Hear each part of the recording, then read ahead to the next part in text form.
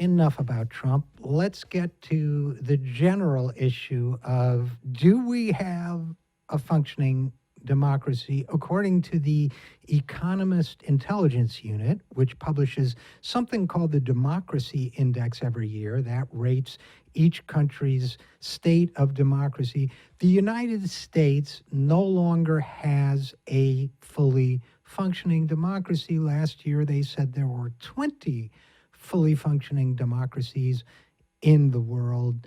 This year, they say there are 19. We are the exception. We're the one that fell off the list. The reason why, first of all, I don't think their analysis is perfect, just to be clear. I don't think in any way we were a fully functioning democracy last year. I think that's completely disregarding the evidence, very much to the contrary, on that issue.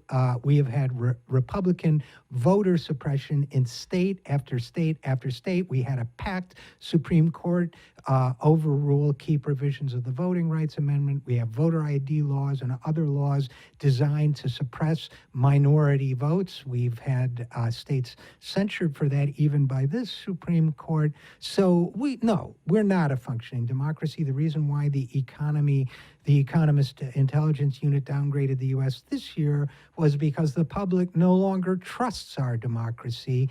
And on the one hand, why should they? Because we have a party that's deliberately undermining it for political gain.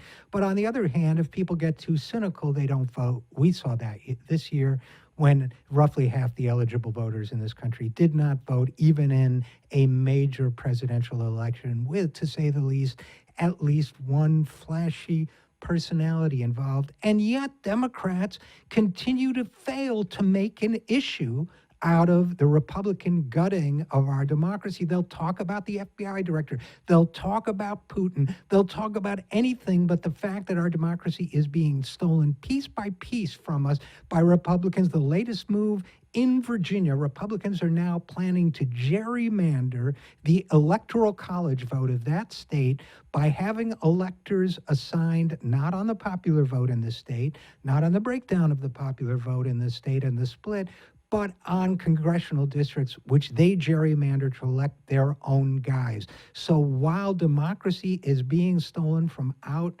from under us, Democrats whine and cavil and change the subject.